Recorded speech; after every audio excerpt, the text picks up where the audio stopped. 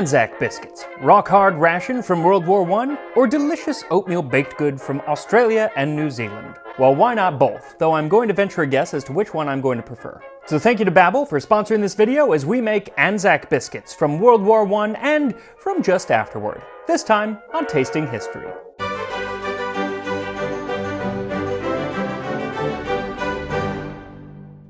So what is Anzac anyway? Well, it's an acronym for Australian and New Zealand Army Corps, and it generally refers to those Aussie and Kiwi soldiers who fought in World War I.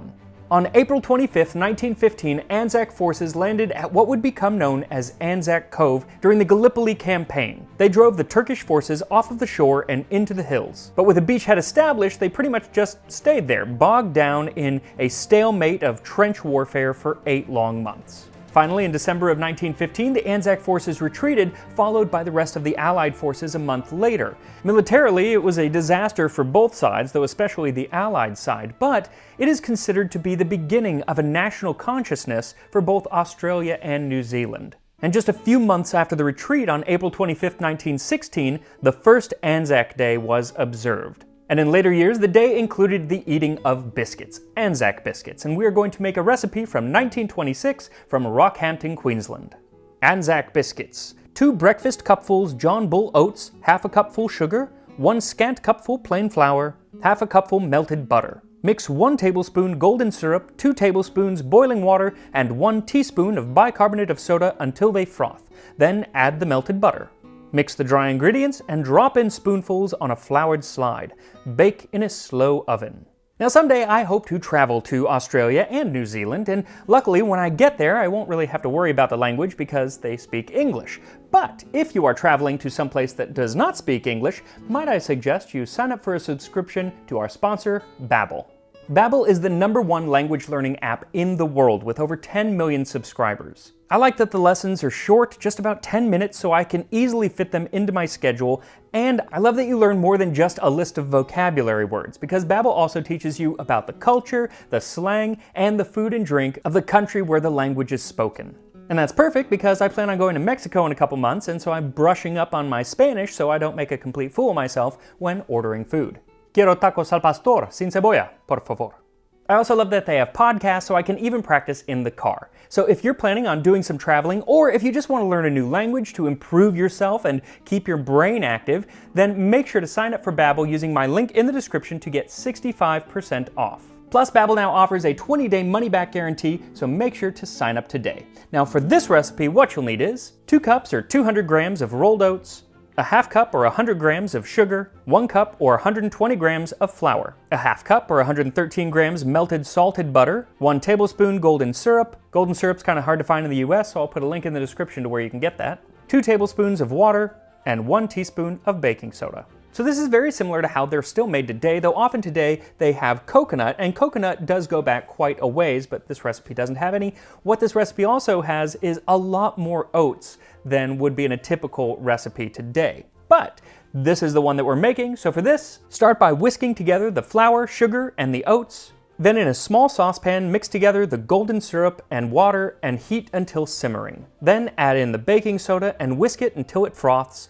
Then pour in the melted butter and remove it from the heat.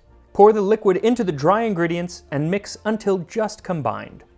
Measure out 1 tablespoon of batter, then roll it into a ball and flatten it into a patty, then place it on a lined baking sheet. Repeat this until all of the dough is used and pop them in the oven at 350 degrees Fahrenheit or 175 Celsius for 15 minutes or until they're a nice golden brown. Then take them out of the oven and let them cool for 5 minutes before transferring them to a wire rack to cool completely. And while they cool, you would be wise to do nothing. But I am not wise, so I decided to make an entire other version, the Anzac biscuit that would have been eaten by the soldiers at Gallipoli.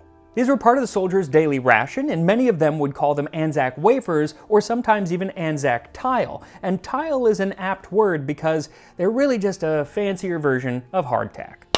Now, I was not planning on making these. I was done with hardtack. But then the Australian War Memorial puts up a recipe that they got from one of the original manufacturers, Arnott's Biscuits Limited. And so I just had to make them. Just when I thought I was out, they pull me back in. So for this recipe, what you'll need is 1 2/3 cups or 200 grams self-raising flour, Or if you have regular flour, just add 2½ teaspoons of baking powder, 3 1/3 cup or 400 grams of whole wheat flour, 1/4 cup or 50 grams of sugar, 3 tablespoons or 20 grams powdered milk, and a bit less than a cup or 220 milliliters of water with a pinch of salt stirred in. All you need to do is mix the two flours together, then the sugar and powdered milk, then pour in the water and work the dough until it comes together. Now it's going to be really dry, and so if you need to add more water to get the dough to come together, do, but add it very little at a time, because you don't want to add any more than you have to. After a few minutes of working it, it should be somewhat smooth, then cover the dough and let it rest for 30 minutes. Afterward, roll the dough out to be 1/3 of an inch thick, and then cut it into 3½ inch squares. Then dock the biscuits by poking holes all the way down. There's a dispute of whether it should be 5 by 5 or 7 by 7 or even 6 by 6, so I'll let you decide. I did 7 by 7. Then pop them in the oven at 350 degrees Fahrenheit or 175 Celsius for 40 minutes, and you want them on the bottom shelf. Once the 40 minutes is over, turn off the oven and just let them cool inside of the oven. Now, while these are the true first Anzac biscuits, the first published recipes for Anzac biscuits came in 1916 in the Perth Sunday Times and was for an Anzac ginger biscuit, and then in 1917 as part of the War Chest Cookery book. And that recipe reminds me more of snickerdoodles with jam in the middle to make like a cinnamon snickerdoodle butter cookie, and it sounds absolutely fantastic, and I'm not making those today, but I am going to put that recipe in the description so you can check that out if you want. Now, this cookbook included a lot of recipes for baked goods that could then be sold as a way to raise money for the war effort. And some of those recipes were for an oatmeal biscuit similar to Scottish oat cakes that would then become the Anzac biscuit that we know today. Now, the lore of the Anzac biscuit would have you believe that these were always packaged up and then put into airtight Billy tea cans and shipped off to the boys at the front. And sometimes that might be the case. But for the most part, sweet biscuits were not part of the daily ration of the Anzac soldier. But if you give this video a like and subscribe to Tasting History, I'd be glad to tell you what was. It is easy to think of biscuits without an army, but of an army without biscuits, never. That was from the Anzac book, written and illustrated in Gallipoli by the men of Anzac in 1916. And they had a lot to say about the different foods that they ate, but especially about the biscuits. Call to mind how your finest gold crown weakened, wobbled, and finally shriveled under the terrific strain of masticating Puntley and Chalmers No. 5s. Another maker of these biscuits. And these biscuits were so hard that the soldiers would often use them as postcards. Like this one from Frank Lemon to his mother, sent from Gallipoli in 1915. And by World War II, soldiers had graduated to using them as canvases for edible, or rather inedible, art. One Anzac soldier, who I can only assume was a professional wine connoisseur back at home, decided that he wanted to try to describe what those original Anzac biscuits tasted like. Have you, reader, ever analyzed with due carefulness the taste of army biscuits? Is it the delicious succulency of ground granite, or the savory toothsomeness of powdered marble? Do we perceive a delicate flavoring of ferro concrete with just a dash of scraped iron railings? I just love that so much. Anyway, they would get about a pound of this every day, along with a pound of beef that was corned beef, and then it was canned with gelatin, and they called it bully beef, which was a play on the French bouillie de bœuf. And it doesn't seem to be as despised as the biscuits, but only just. It's bad enough to be eating bully beef, but carrying it as well is rotten. I couldn't look a decent bullock in the face now for what I've said about him when he's tinned. I really wish I could do a good Australian accent, but it turns out I can't. My Australian hairdresser told me, don't do that, so I'm not. But imagine, it would be even better in an Australian accent. Anyway, the men would often pick wild thyme, which grew all over the area in Gallipoli, but foraging in that area could be very dangerous because most of the plants were inedible and some were poisonous, like many varieties of hemlock. So the Turkish soldiers probably had a leg up when it came to foraging because they knew all of the native flora. They also knew how to get water from many of the plants, which would have been a real benefit to the Anzac soldiers. See, in addition to the bully beef, when available, the soldiers received a 1/4 pound of bacon, some cheese, and some beans, peas, or dried potatoes. And the problem with these foods is that 1, many of them needed to be rehydrated, and 2, they were often packed with salt for preservation, which makes you really thirsty. And that wasn't a problem at the beginning of the campaign because each man was getting a little over a gallon and a quart of water, fresh water, every single day. But that didn't last very long. See, other than those plants that provided some water, there was no fresh water source at Anzac Cove, and so the water had to be shipped in from the Greek islands and would be under bombardment the entire time that they were trying to offload onto the beaches. So it wasn't long before the water ration got cut by 75% to just over 1 quart of fresh water per soldier each day. And when this happened, the quartermaster got a call. The sergeant cook was the caller, and he was angry and hostile. How the can I cook 70 beef teas, 40 puddings, and 200 milk diets with this bloomin' quarter issue of water I get? If you want them bloomin' milk diets, you gotta get me water, or cook them yourself. And sadly, no, I don't know what that bleeped word was supposed to be, so you'll just have to use your imagination. Now luckily, he was able to get more water after complaining, so he could make those milk diets. And a milk diet is exactly what it sounds like. It's rehydrated, powdered milk that was given to soldiers pretty much exclusively who had bled a lot because it was thought to make you produce more blood. Other foods that would occasionally trickle in were things like onions to help make a stew from the bully beef and some sweetened condensed milk to make porridge from the hardtack. But the one thing they seemed to have plenty of was tea, which was enjoyed with pretty much every meal, as long as you add some fresh water. They also had plenty of sugar and McConaughey's marmalade.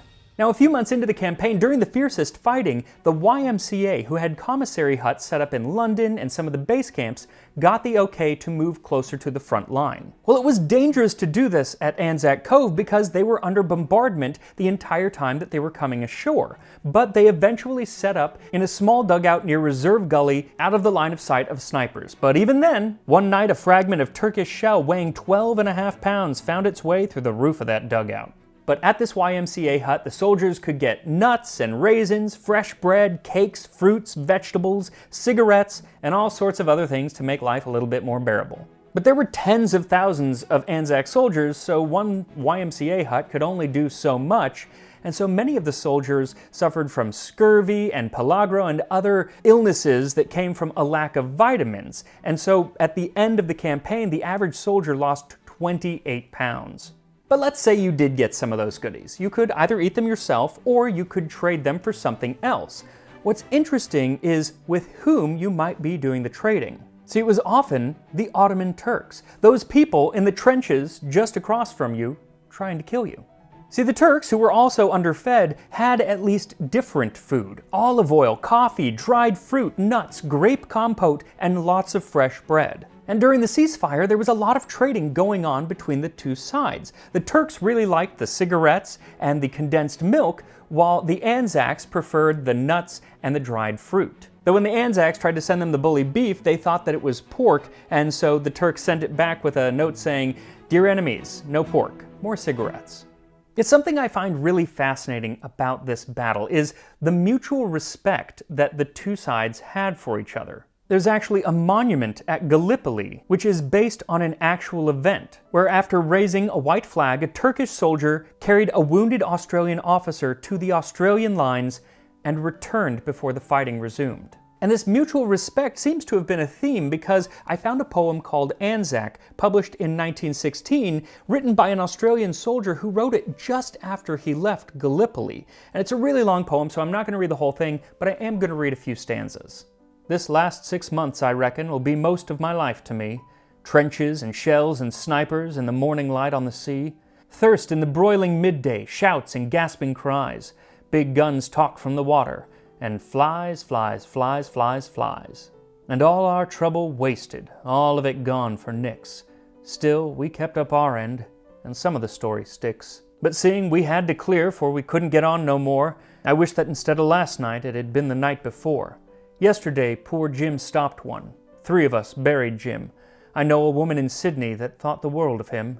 She was his mother, I'll tell her, broken with grief and pride. Mother was Jim's last whisper. That was all, and died.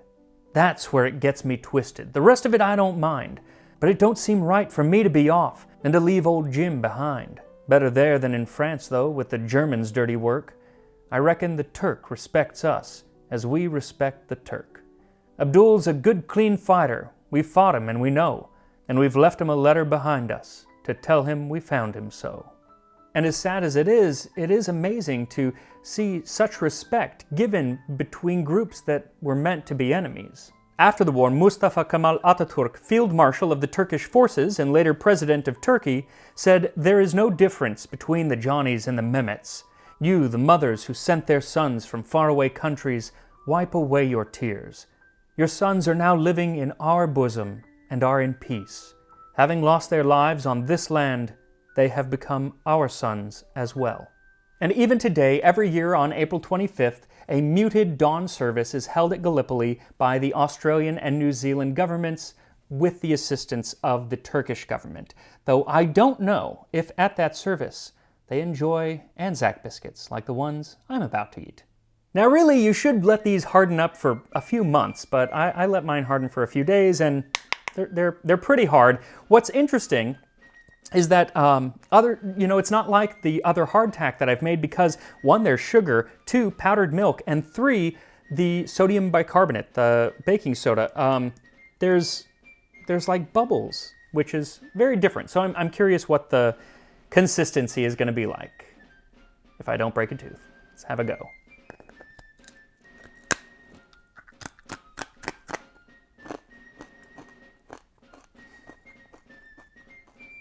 You know, it's a little harder than I would want, but I can see crushing it up and putting it into things, but the flavor is so much better than regular hardtack. You know, it's not a lot of sugar, it's not a lot of milk powder, but there's something other than just flour and water, and it really makes a difference. That said, I'm going to guess that the other Anzac biscuits I'm going to prefer. Now there is some controversy about the texture that these are supposed to be, whether they should be very crisp or a little bit chewy. This one started off chewy and I was like, oh, okay, but it's gotten quite crisp just in a few hours after baking them. So let's give them a try.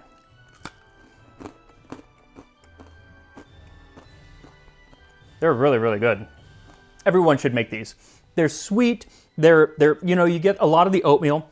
These are very heavy on the oatmeal, but they're sweet, but they're not overly sweet. It's the difference between an American cookie and an Australian or New Zealand biscuit.